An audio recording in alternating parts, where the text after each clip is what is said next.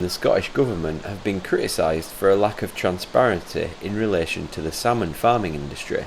Mr Linley-Adams, who is a lawyer for the trust which has concerns about the impact of salmon farms on wild fish, said his freedom of information requests were to either the Scottish Environment Protection Agency or Marine Scotland, the Scottish Government body that oversees fish health.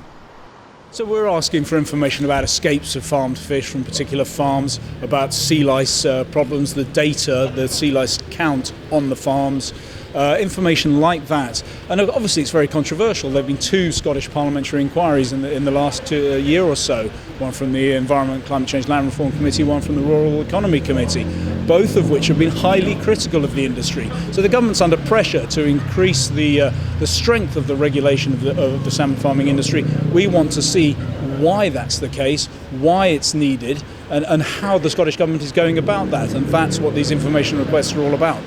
The Scottish Government declined That's TV's request to speak about the issue, but released a statement saying that aspects of the regulatory regime for salmon farming must be improved, and an appropriate balance struck between the opportunity for sustainable growth in the sector and environmental impacts.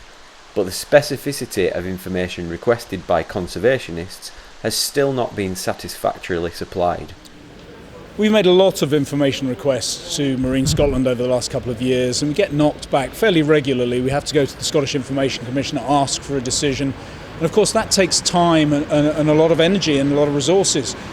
By the time we get the information, we've had a dozen decisions from the Commissioner, all in our favour. But by the time we get the information, the point of getting the information out there has passed. The information has become outdated, it's been superseded by something else. And we're getting the strong feeling that Scottish Government is beginning to play the game under freedom of information. They're not observing the public right to access to environmental information in a way that's proper, in a way that's reasonable. So they're pushing us into the future so the information can be at least set aside for a bit while they deal with whatever controversial matter it is. Well, certainly MSPs ran a campaign last year in order to get the record of meetings between officials and business, get it minuted, the campaign was called. And there is certainly a feeling that Scottish Government and public authorities are not keeping information, not holding information that they fear might then be exposed to freedom of information legislation. So they're asking applicants for fish farms, for example, to keep the information themselves. It's available for them to look at, but they don't want to hold it themselves because that brings it under the scope of the legislation.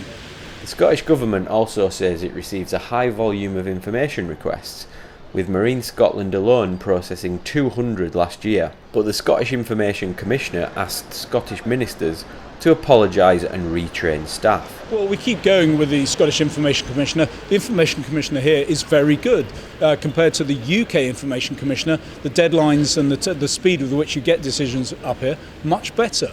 And the Commissioner is fairly progressive. He wants to see this information out in the public domain. He keeps reminding public authorities they have duties under the law to get this information out as quickly as they can. So we're hopeful that things will change over time up here. Last year, 2 Scottish parliamentary committee reports found gaps in regulation and concluded the status quo was not an option. And for transparency amongst the salmon fishing industry, it feels vital that information of links between government and farming isn't allowed to be left to trickle away downstream. Ian McNally, That's TV.